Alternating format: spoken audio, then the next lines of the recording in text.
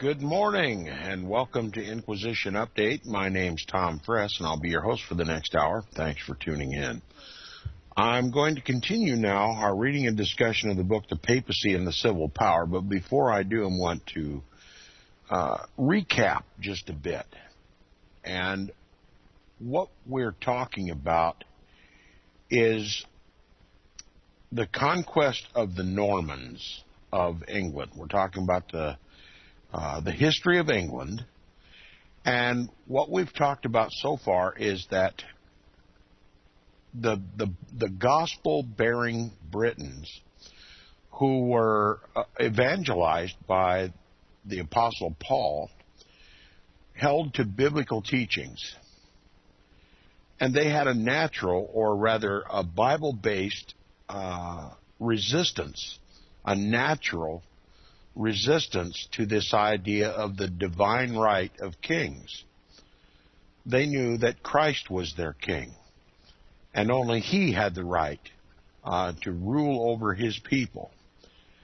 But the papacy claims divine right as the vicar or the replacement of Christ on earth to rule all kings and all peoples, and to rule the world without question.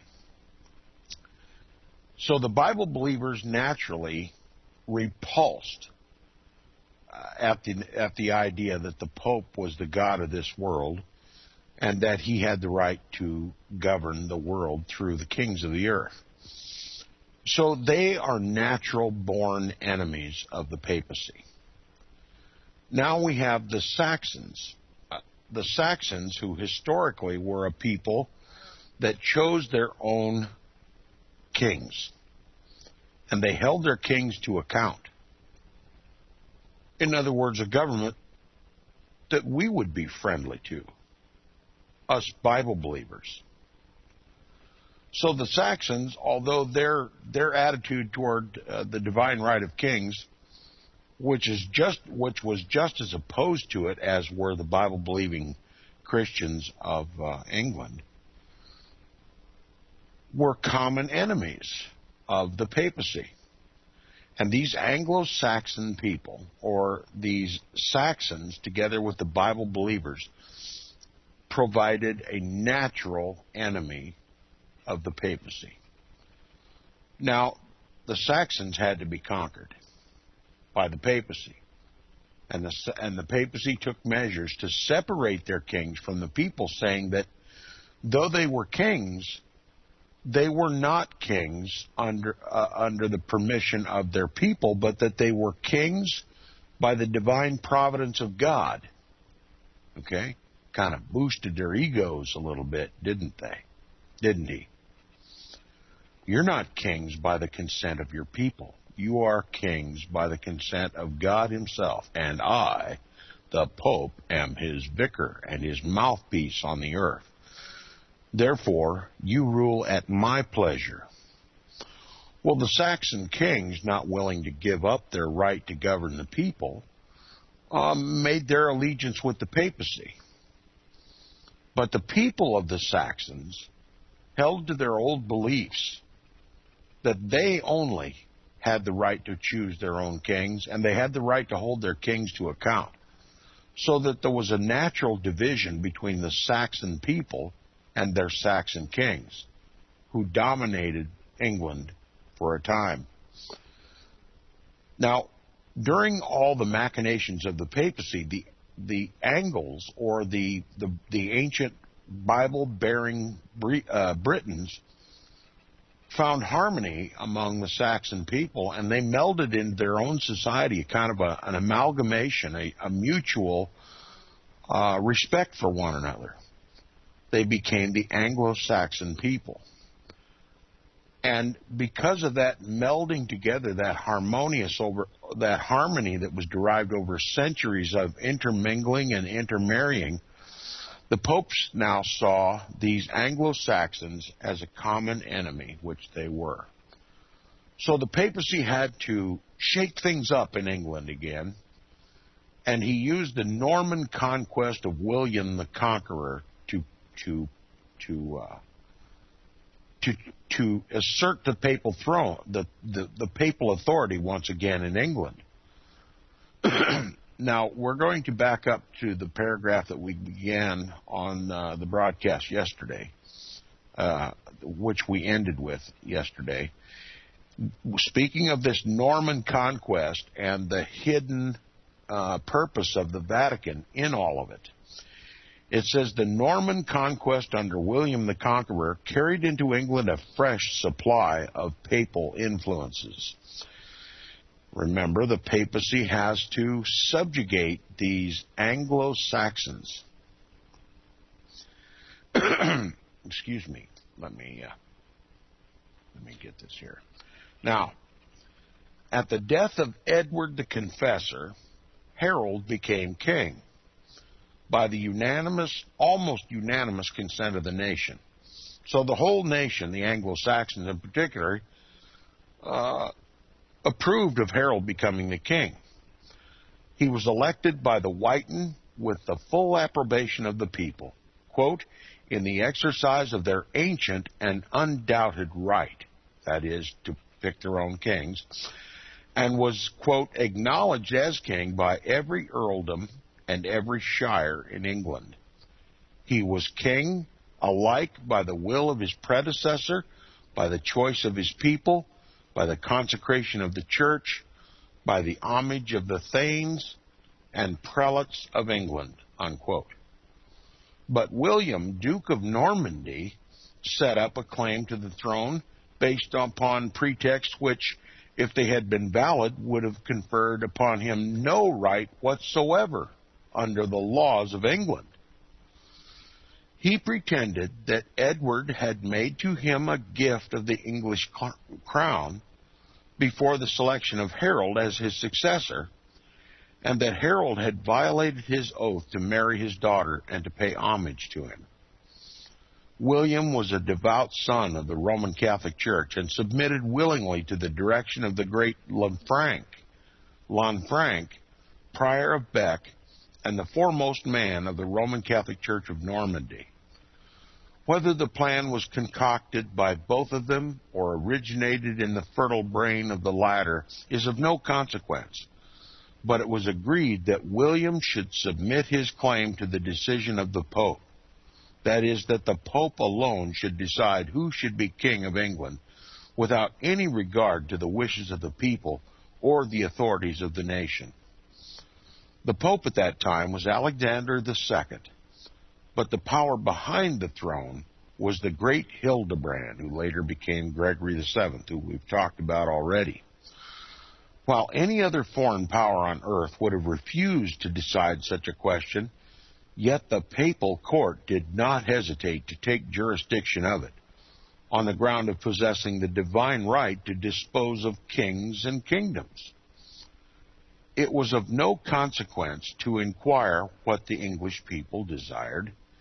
They were incompetent to decide what the law of God required or forbade. You see the arrogance of the papacy? The people don't count. They are not to govern or pick their kings. That's the sole prerogative of Christ, which is the sole prerogative of the Pope. You see how this works? The people are inconsequential. They have no right to pick their governors. Now, of the law, the Pope was the exclusive earthly custodian, as Pope Pius IX still claims to be, and his jurisdiction was derived directly from God. It marked a, quote, distinct epoch in the history of European politics, when for the first time the occupant of the apostolic throne was called on to adjudge a disputed diadem, unquote. The Emperor of William, an ecclesiastic, was sent to Rome to plead his cause. No notice of the proceeding was given to Harold, but the trial went on. The Pope was told that William, quote, craved the blessing of the Holy See upon his righteous cause, unquote, and if he succeeded, would, quote, hold of God and of the Apostle Peter the kingdom which he had hoped to win, unquote. On one side only, it says only one side only was heard. In other words, Harold wasn't even a party to this negotiation between William and the Pope. Harold had no advocate there to defend himself against his Norman assailant. England had not submitted the disposal of her crown to such a tribunal and recognized no right but her own to give or take it away. But the interest of England was not the question to be discussed or decided. The only question considered by that papal tribunal was, what did the interest of the papacy require to be done? The ambitious Hildebrand saw that the occasion was one for the establishment of a precedent, which would enable the papacy thereafter to dispose of all other crowns, and his counsel triumphed. A decree was passed declaring Harold to be a usurper, and William of Normandy to be the lawful claimant to the English crown. Harold and his followers were excommunicated, and William was authorized to go forth as, quote, an avenger of heaven, unquote. He was required to teach the English people due obedience to Christ's vicar, that is, the Pope, and what the papacy never forgets, to secure a more punctual payment of the temporal dues of his apostle, unquote. In other words, the king was to go back to England, preach to the people that they were to submit to the Pope, and also to pay Peter pence. It continues, it says, a costly ring, a hair of the prince of the apostles, and a consecrated banner were sent to William in order that it might appear that his fraud and usurpation had the sanction of heaven. Every blessing held in store by the church was conferred upon William, and the terrible thunders of papal anathema were hurled at the head of Harold. While it is apparent that Pope Alexander II had in all this the double motive of subjugating England to the papacy and of giving greater strength and universality to its power, yet there is something behind it which the sagacious mind of Hildebrand could not have failed to discover. Although previous popes had employed the Saxon kings for the advancement of their ambitious designs, it was easy to see that it would not be safe to rely too much upon the Saxon and the British people, who now, by several hundred years of intercourse, had become molded into one. The Teutonic stock never furnished good materials for slavery, and therefore the papal policy was so directed as to place England in the hands of those more closely allied to the Latin race. Hence the preference given to and the pontifical blessing bestowed upon William of Normandy, a part of France. And hence also we find that after the Battle of Hastings, and before William had reached London, the Romish clergy went out to meet and congratulate him because he marched under the consecrated banner. In other words, the papal flag was accommodated by the papal blessing and was well disposed to the Roman Catholic Church. But little more was necessary to make the conquest of England complete. It was soon done, and William placed the crown upon his brow in the name not of the people of England, who were not even consulted, but of the Holy See of Rome. He had enforced with arms the decision of the Pope, and had brought England down in degradation to the feet of the papacy. Although William and other kings of the Norman line had some fierce controversies with the popes about investitures and other kindred questions, yet they constantly and actively endeavored to eradicate all the Saxon influences in England as far as possible, and substitute for them those of Norman origin, that is, to bring the country under the influence of the principles prevailing among the people of the Latin race, in preference to those of the Teutonic origin. The popes, in order that the victory in these controversies might be won, and at the same time to keep the kings within their grasp, conducted them on the part of the papacy with marked sagacity. They made a merit of necessity whenever it forced them to submit to firm and resolute princes, in order that thereby they might preserve their strength from the more complete control of the weaker ones. And when they succeeded at last in having their legates recognized in England, they were enabled to place by the side of the king a power sufficiently great to keep the nation bound fast to Rome and to war, by the aid of the Normans, more successfully against all the liberalizing influences of the Anglo-Saxons. You see how the papacy used the Normans to conquer the Anglo-Saxons, that melding together of societies that would reject any notion of the divine right of kings? Now, the popes, however, needed a more efficient instrumentality than any they had yet possessed to bring about the complete subjugation of the English people. This was the introduction of celibacy among the English clergy, and you might naturally raise your eyebrows and say, how in the world would celibacy aid the Pope in getting control of the English people? Listen carefully. This is the real reason behind celibacy, and I want my listeners to understand it. It was considered absolutely necessary to the perfect working of the papal system that there should be organized a compact body of ecclesiastics, in other words, priests, destitute of all those generous sympathies which grow alone out of the family relation, that they might be the better fitted to do the work of the popes. Okay? So if you want a loyal soldier at your service, the best thing to do is pick an unmarried man, one who is not committed first and foremost to his wife and his children. Okay? Celibacy, for those who don't know, literally means forbidding to marry. It's a doctrine of demons, so says God in the Scriptures.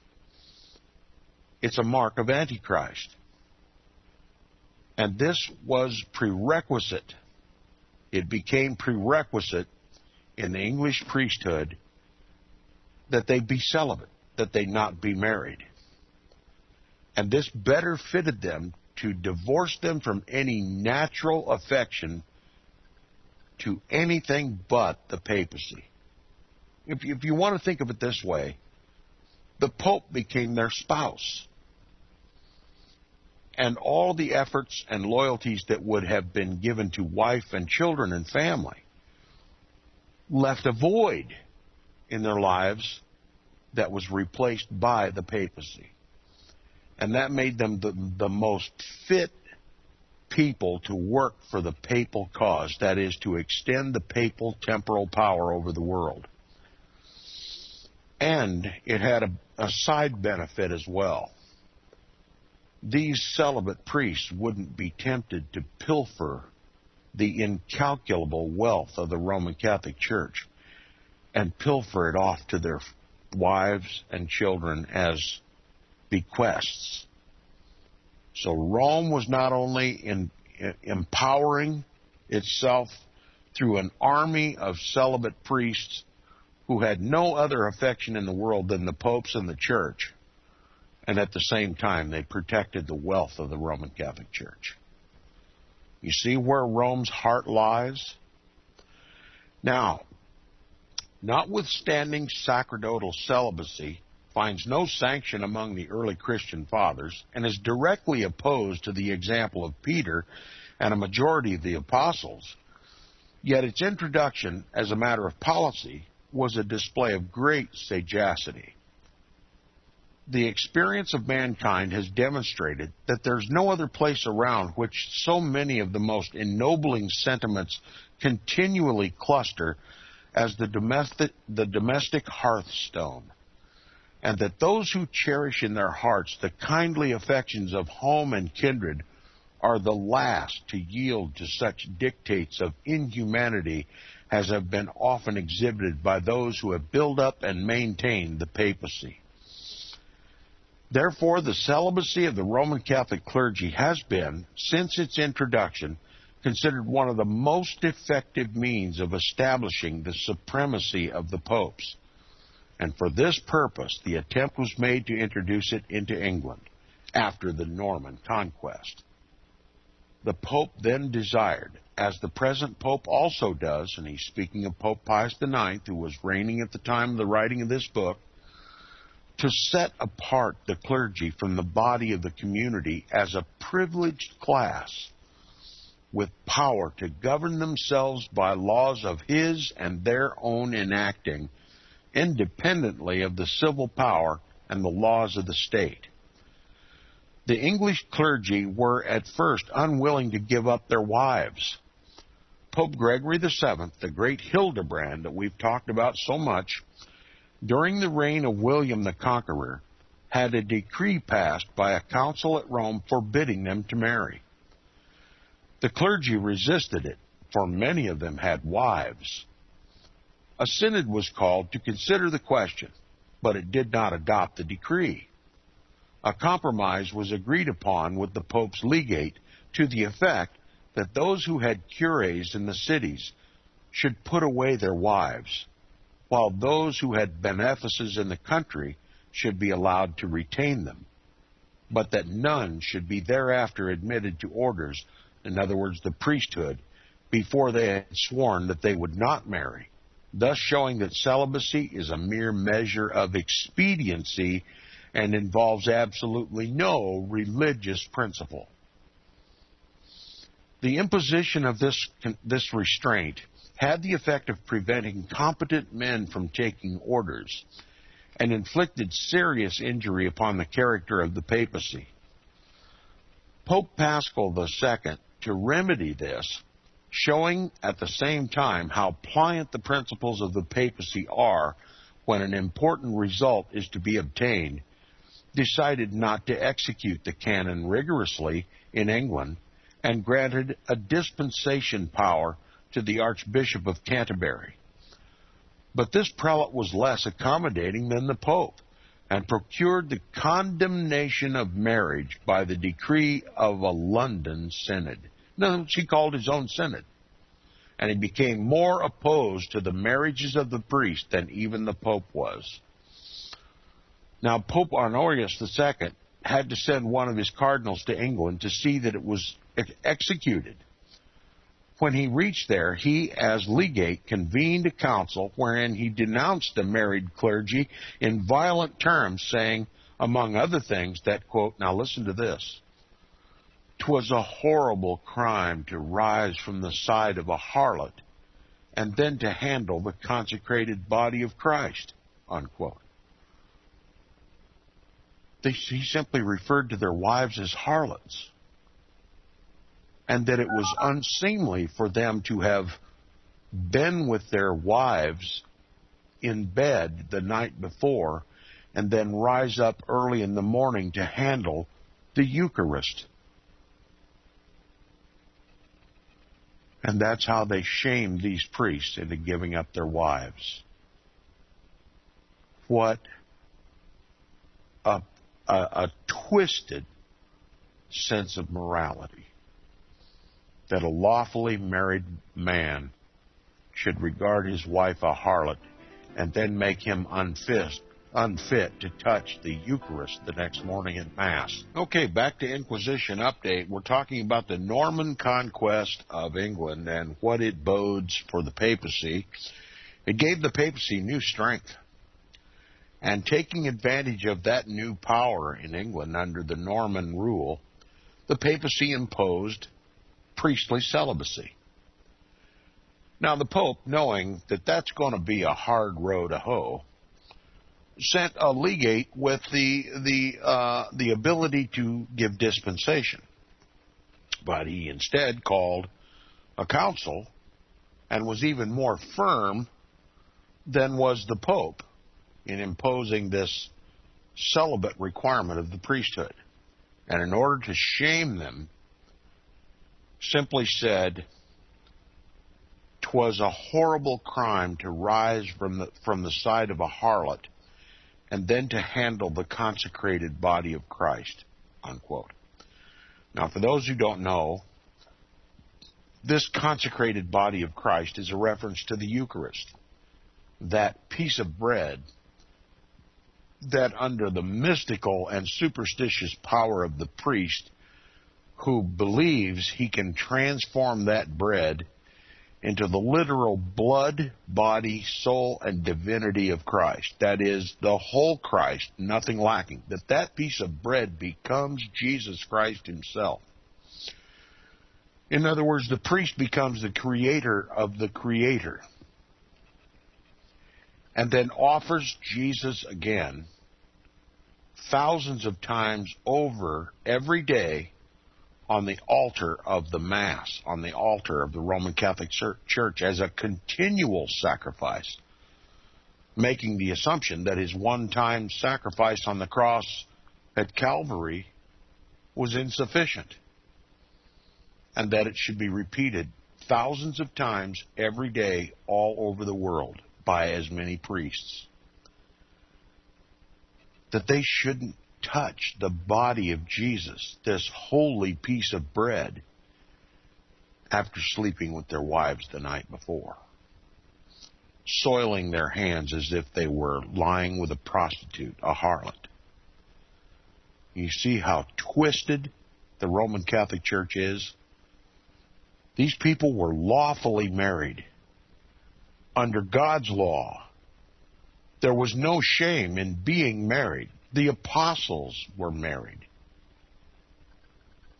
But this isn't a Christian system.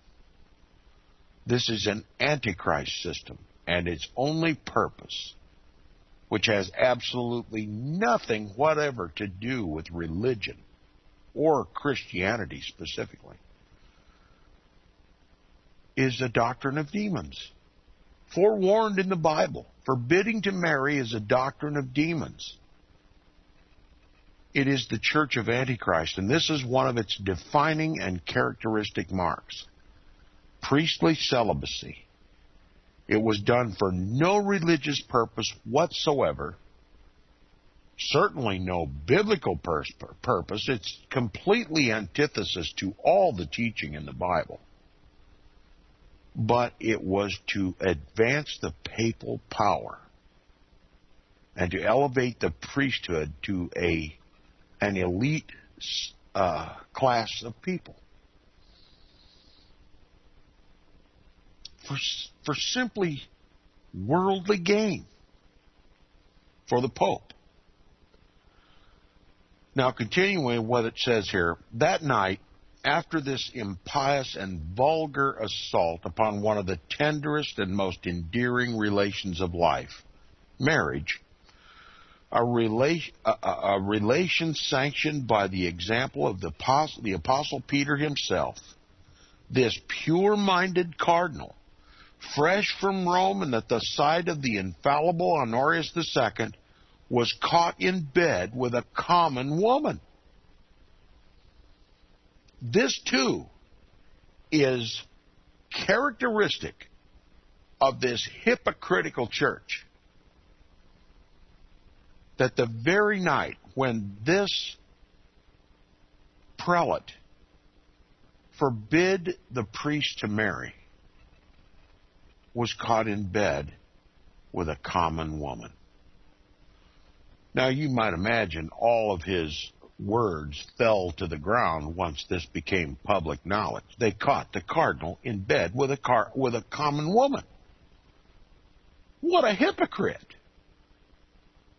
You tell us we ought not to be married, that we ought not to sleep with our wives, and then in the next morning handle the blessed Christ, and then you turn around and sleep with a woman? You yourself a priest and a prelate of the Roman Catholic Church? What hypocrisy. Now, of course, his precepts had but little effect against an example such as this, and other efforts were rendered necessary. So that attempt fell to the ground. Rome just simply embarrassed itself with this hypocrisy. So in order to enforce celibacy upon the priesthood, they had to go to Plan B. Plan A failed miserably. And it says, some years after, another council was held when it was considered necessary to give the power of enforcing the canon law to the king, a duty which he readily undertook. Like the popes, in the use of their dispensing power, he employed his authority to raise his royal revenue, quote, by selling to the priests a dispensation to keep their wives, unquote. So now, this proving again that this is not motivated by religious belief at all. This is simply a way to protect the assets of the church and to increase the power of the Pope. And since their first Plan A fell to the ground in hypocritical embarrassment, they were simply going to make some money out of the deal. Okay, so they sold dispensations so the priests could keep their wives. So if you want to keep your wife, we'll allow you to keep your wife, but on one condition. You got to pay us. In other words, you have to pay an indulgence. You see what this is? It's an indulgence, a license. They were actually paying for a license to do that which is lawful in every sense of moral decency. Turning God's law upside down, turning the institution of marriage upside down, and making it a source of revenue for the Roman Catholic Church. Now, but notwithstanding all these difficulties, celibacy finally became the absolute law of the Church of England, as elsewhere. The papal Caesar needed his corps of ecclesiastical subordinates as completely devoted to him as were the commanders of the Roman legions to the pagan Caesars. Each struggled for absolute dominion, and the example of one was followed by the other. Rome, with each, was the central seat of the empire, the mistress of the world.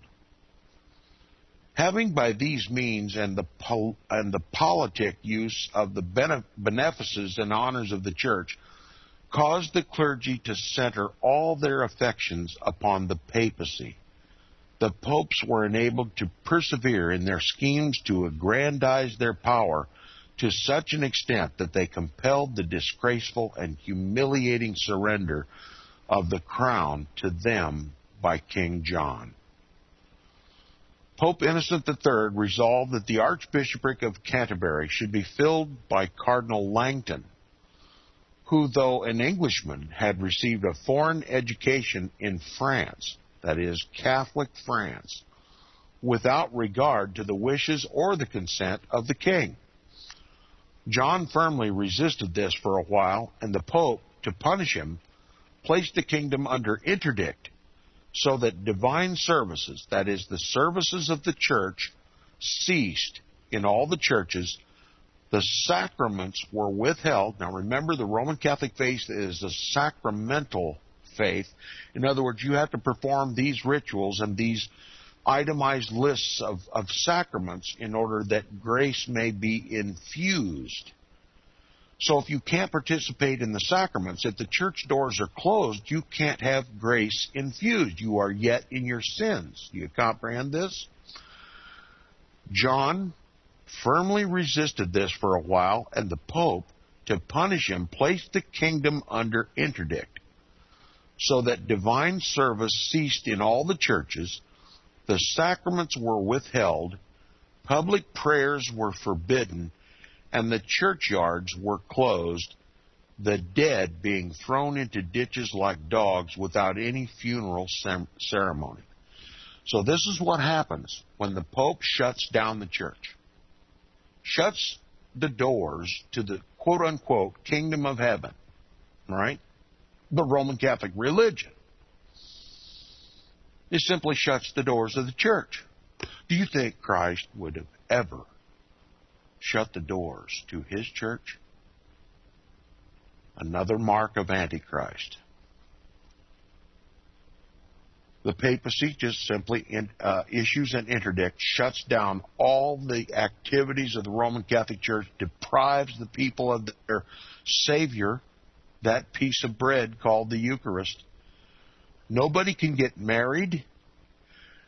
Nobody can have their babies baptized, which means if they die before they're baptized, according to the cult of Rome, they go to hell, or rather purgatory, or limbo. And no one can be buried because the priest presides over the funeral. And if the church is shut down and Uncle Harry dies, you have no choice but to just toss his body in the ditch. Now, the king, in retaliation, treated the clergy with severity. Why? Why did the king treat the priests with severity? Because they obeyed the Pope. Okay? It's not a Christian religion at all. And it exposes its unchristian character whenever these interdicts are imposed by the popes. The king, in retaliation, treated the clergy with severity and was at last excommunicated by the Pope. John remained unmoved until the controversy became one involving simply, on one side, the triumph of the king, on the other, that of the Pope, neither party having the slightest regard for the interests or welfare of the people, and both king and pope entirely subordinating the peace and quiet of the church to their own personal ambitions for supremacy.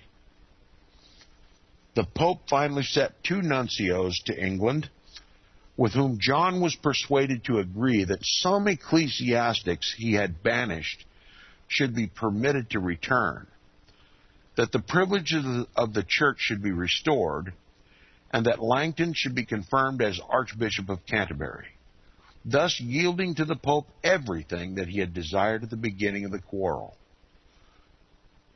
But he yielded too readily and displayed so little real courage that Innocent III was too bold a politician not to take immediate advantage of it.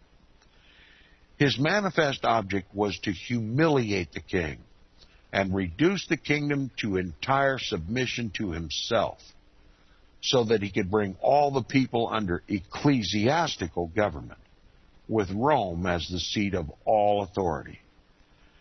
Therefore, he demanded that all that had been taken from the clergy should be restored and full damages paid, when he knew that it was impossible for the king to do either.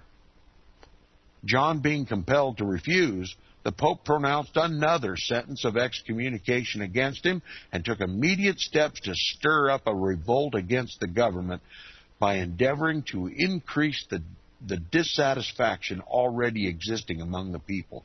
And you might imagine the people were suffering. They were Roman Catholics. Their salvation depended upon the church. And the Pope's interdict closed the church. In other words, salvation was deprived of them. And they were getting mighty sick and tired of seeing them being the sufferers in the midst of this quarrel between the Pope and the king. Now, the occasion was one which displayed the towering ambition of Pope Innocent III and developed in a most striking degree the character of the papal policy, which under like circumstances would be developed in the same way today or tomorrow. R.W. Thompson's plainly telling us nothing has changed. If the same circumstances existed today, the current pope would act the same way. Now, pretending that the refusal of the king to do what he knew he had no power to do was rebellion against his authority as God's vicegerent, he fulminated a terrible bull, absolving the English people from their allegiance to the crown and commanding them upon pain of excommunication no longer to obey their king. I want to ask my listeners, what do you think would happen in this country if the Pope issued a decree like this to the Catholics in this country, which now includes all of Christianity after Vatican Council II and the ecumenical movement? You know, prior to that, Catholics, card-carrying Catholics represented about 25% of the population. Now it's well over 50% that the Roman Catholic hierarchical lobbyists in Washington now represent. They can walk into our government and say, now, we don't represent just card-carrying Catholics. We have successfully united all of Christianity, Catholic, Protestant, Evangelical, Baptist, the whole lot. And when we lay down our card in Washington, D.C., we're laying down over 50% of the population of this country, and we demand your obedience to our demands. And if Washington refuses,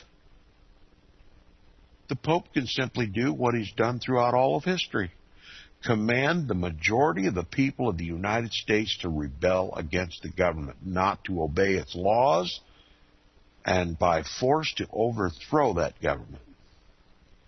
You suppose that might be in the offing for the United States now that the Roman Catholic hierarchical prelates in Washington, D.C. now claim to represent well over 50%. I'm just using that term.